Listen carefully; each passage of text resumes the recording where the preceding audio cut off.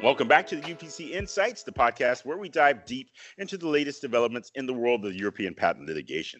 I'm your host, George Walden. We're glad you could join us today. We have a very, very special guest, Dr. Eugen Popp. I'm blessed to call him Eugen. He is a senior partner of Meissner Bolter, and he has been in the profession for over 40 years. He was for 20 years a member of the board of the German Patent Attorneys Bar Association, including for 6 years as vice president and another 6 years as president.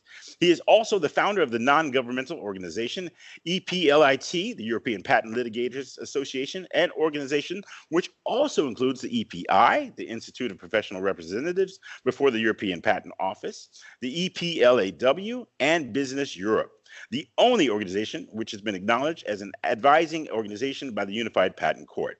It goes without saying, Eugen is an insider of the UPC system from the very beginning. And here are some fun facts about our next guest that you may not know. First of all, Finland. Finland means the first place where you did your first World Cup sailing competition. Okay, yes, that's true. Many years ago. And I guess what would be more interesting is, what does the word scorpion mean to you besides the band? Yeah, okay. Scorpion was the name of the name of my sailing boat, which I used at that time. Yes, that's true. Where did you get this information? I have a small angel who told me some inside things about it. So that was good. So that's funny. So I wanted to bring that up to break the ice here. And before I introduce you formally, I just wanted to have some fun with the world sailing stuff. And I know you're a great sailor, which I've heard from a lot of people. And your boat is called the Scorpion. And also you're at which I know very well, which is the Bayerischer Yacht Club. Correct. Yeah, exactly. So anyways, without further ado, ladies and gentlemen, meine Damen und meine Herren, it gives me great pleasure to welcome to our UPC Insights podcast, Dr. Eugen Popp. Eugen, welcome to the show. Yeah, thank you for having me, and thank you for your very nice introduction, a very surprising introduction as well. No, it's my pleasure, my pleasure. So today's topic for the show is uneven distribution of the UPC cases between the different local, regional, central divisions of the Court of First Instance. Eugen, can you please help me and our listeners by shedding some light on our topic today? The question is, what is behind the aforementioned title of our today's podcast, and what are we talking about? And to make it clear, today's topic is more of a political issue than a pure legal one. Mm-hmm. And correspondingly, let's start with a look into the most recent statistics published by the UPC on February 28 this year. And according to these statistics, between June the 1st, 2023, where the date when the UPC started, until February 28 this year, 1,130 patent infringement and patent invalidity actions, including counterclaims for invalidity, as well as applications for interim injunctions and inspection proceedings, were brought to the Unified Patent Court. Wherein 72 cases were filed with the Court of First Instance in 2026, this year. And the trend continues to rise. And what is interesting in this respect, it is striking, it's a fact, by the way, that by far the majority of cases are brought before the 4 German local divisions, including the Central Division in Munich, accounting for around 63%. It's a very high percentage, because we are talking about 18 member states, UPC member states all over Europe. Is there a reason for that, you think, or? I will come to this a little bit later. So this figure is followed by some distance by the local division in The Hague. I will also explain why this is the case, which handles about 20% of all cases, further followed by the central division and local division in Paris, which with about 10% of all cases. And now you realize, because we mentioned Helsinki or Finland, so not much has been left for Finland, for Helsinki, for Stockholm, for Copenhagen, or Milan. Milan is also rising, but nevertheless, or Lisbon. So You can imagine. And of course, in view of the statistics, there is criticism of the dominance of the German divisions. Yeah, it's understandable in some way. And considering this problem, for me, it is not a problem, but you will understand at the end of our session why I think it's not a problem.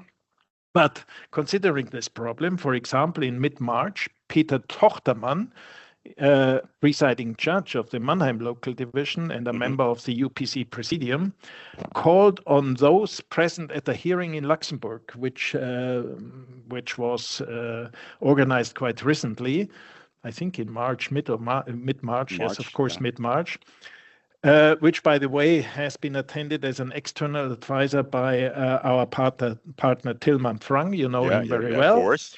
And he said, or he wanted to have filed more cases with smaller UPC divisions.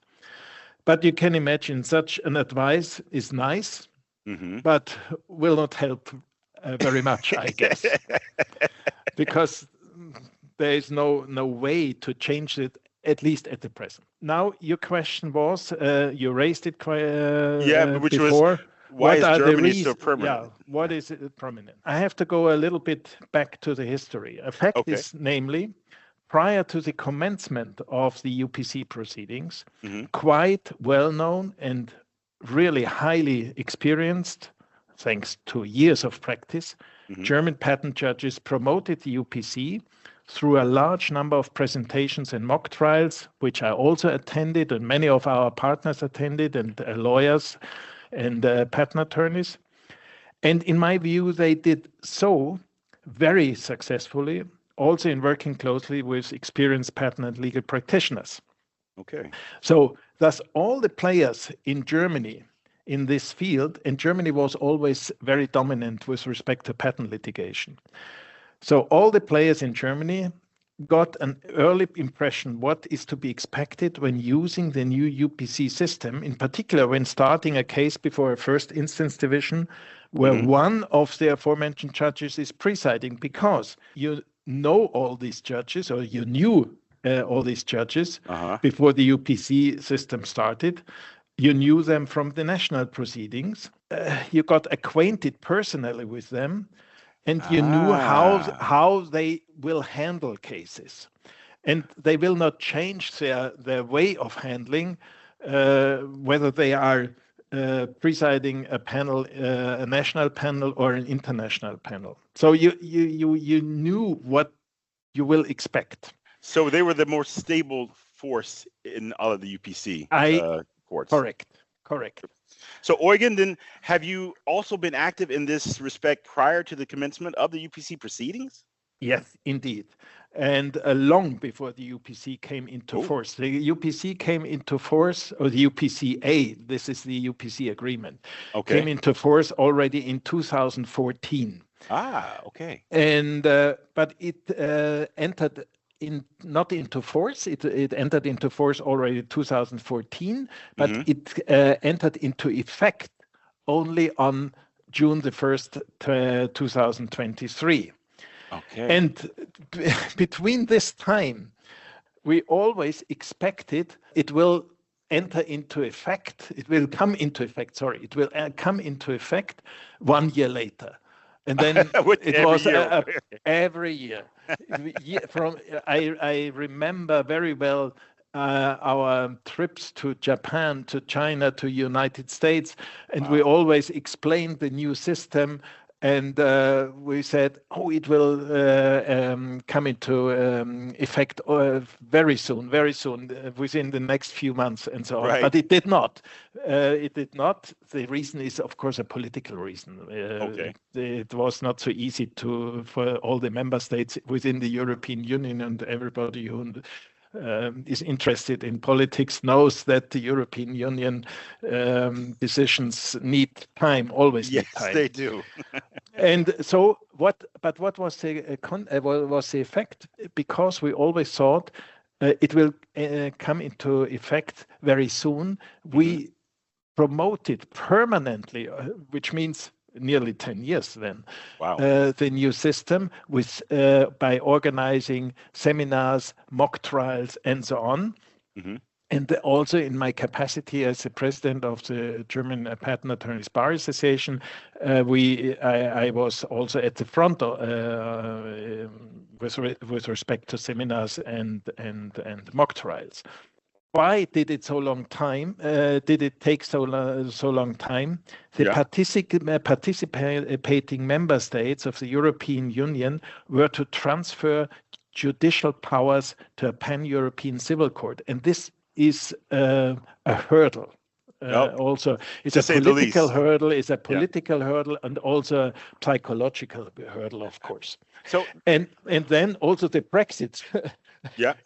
Was there between and did not make the matters easier. So, and I remember really mock trials which I organized not only in Munich, but also in Milan, in London, in Paris, and in Warsaw, always together with local attorneys and local judges. Because from the very beginning, I also thought it is a European system and we have to promote the system European-wide. But primarily, of course, my part was in Germany. And so we tried to build, how can I say, to support all the practitioners as much as possible and to get familiar with the new system. But of course, I did not promote Germany. This was an indirect promotion, perhaps, but not a direct promotion. Right. Insofar, I was a little bit surprised that at the beginning that the German, how can I say, first instance divisions dominate the system at the present. And it will change. It will take some time, but nevertheless, presently the situation is as it is. And it was also clear to every potential user from the outset that the best and most experienced patent judges, who were well known to many users from national proceedings, had been appointed as UPC judges for the German local divisions. And I must say, when we at Meissner-Bolte realized who has been appointed as a UPC judge, we turned also our, how can I say, our advice around, because as long as we did not know who will be appointed as a UPC judge, we were also, with Meissner-Bolte, a little bit reluctant to advise our clients to remain in the system, to use the new system. Really? And and we advised them, you may opt out from the system. You may out your European patents and European patent applications from the system until we know a little bit more about the new system and how the cases will be handled and so on. But after we have realized who has been appointed as judges, and we realized that the most experienced German patent judges have been appointed as UPC judges, we turned around and we said, remain in the system, don't opt out, save the costs for opting out. You will get perfect decisions within a very short time period. And actually, this was the case. Of course, most of the judges which have been appointed were German patent judges. I think the percentage, I can't remember, but I think it was nearly 40% or nearly close to 50% of all UPC judges which have been appointed at the start of the UPC system were German judges. Eugen, so was there any negative feedback because most of the judges were German, or did that play into effect? Not really. It was a matter of fact, because before the UPC started, most of the proceedings, patent proceedings, were in Germany. So I think there is where is it? There is statistic. I think it was published by Juve. That between 600 to 800 patent cases were brought to German courts before the UPC started. Wow, okay. And this means about 5 to 6 times more cases in Germany than in the rest of Europe.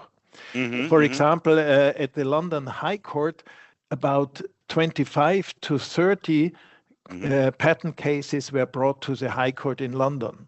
So you can compare these 30 cases with the 600 to 800 cases per year in Germany. Would it be safe to say that the UPC headquarters? It's safe to say that the UPC headquarters is in Germany. Could I say that technically, or without offending? Not really. Okay. It would be very diplomatic. No, this would go too far, I would say. Okay. Yeah? But anyway, the early users specifically appreciated that certain German judges engaged early and were vocal in how they intend to do things. Creating trust and procedural predictability even before the system started. And for this reason, the early users brought their cases to these judges, the judges they already knew. And not only German plaintiffs, but also plaintiffs from the US or Asia. The distribution of cases, as I mentioned, has historical reasons. And what should also not be forgotten, the current distribution of cases also reflects the fact that nearly 90% of all pending European bundle patents are validated in Germany, with only France being close. Even in Italy and the Netherlands, only around 50% or less of European patents are validated.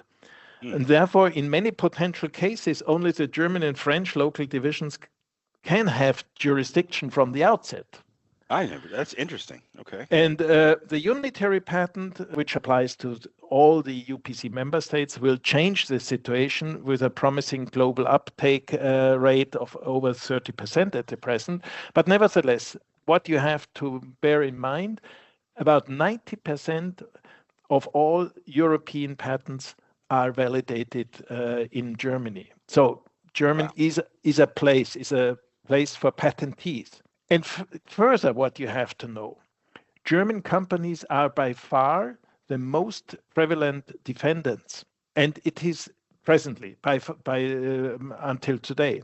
It is only natural that they are sued at their domicile, which, in line with the principles of jurisdiction and procedural situation, according to the so-called Brussels recast regulation, means that German local divisions are dominant insofar because when you start a patent infringement case against a German company, of course located in Germany, before a German local division, then you can apply for a so-called long arm jurisdiction, which means a decision also valid in a non-UPC member state, but valid in another European Union member state. Interesting. For example, in Spain, you can get a decision in relation to Spain as well, although Spain is not a UPC member state. But this is only possible if you start a litigation at the seat of the defendant. Okay. Is this a trend, or would you consider? No, this is a procedural issue. Okay, gotcha. It's not a trend, but if you start a litigation against a German company, you would be stupid to start it in Milan or in Paris. Yeah, exactly. For this reason. So insofar, this shows why the German local divisions are quite dominant in this way. Yeah, this is what these are the main reasons why why Germany is a big playing field at least. Further, what is my opinion? Personally, I'm in favor of free competition. So only through free competition can the highest quality be guaranteed in the long term. That's my personal opinion. And such competition between courts has always existed in Germany, and it has proved its worth, as the courts have learned from one another and have always strived to outperform their rivals. This is still the case between the national courts in Munich, in Düsseldorf, Mannheim, and Hamburg. Still. And this has promoted and continues to promote the quality of judicial decisions. And thus there has always been a relatively fierce competition in Germany, also in the past, between the patent litigation panels in Düsseldorf, Munich, Mannheim, and Hamburg, as I just mentioned, and still is going on. Yeah, it's quite interesting. For example, the presiding judges in Munich, they will visit one of our clients quite soon. So they promote their own competence and so on. Very actively. This is really interesting. This has also to be borne in mind, and I'm not so sure if this is the same. If there is the same culture in Italy or in France. I don't know this, but may not, but maybe. That's interesting. And so these local divisions in Germany are, of course, also in competition with all the other UPC local divisions, but they are in competition also between themselves. Wow. So the local division in Munich competes with the local division in Düsseldorf or in Mannheim. Until today, the local division in Munich is really on the succeeding side. They have nearly double as many cases as the Düsseldorf division. Really? I didn't know that. Yeah, okay. And in the past it was just the other way around. Düsseldorf had more cases than Munich. So it's quite interesting. It's a competition also between the between the local divisions. So also within Germany. Yeah, Eugen, then where would you prefer to have a case or to go to court with your clients? Would you prefer Munich? Would you prefer Düsseldorf or Hamburg? Or does it depend on the case itself? Or it depends on the case itself. Okay. This is not so easy to decide, and the cases differ also quite considerably. Then what you should always bear in mind with respect to competition: the lawyers and patent attorneys appointed to handle UPCA proceedings have a significant influence on the choice of courts. The potential claimants generally follow their lawyers and attorneys' recommendation.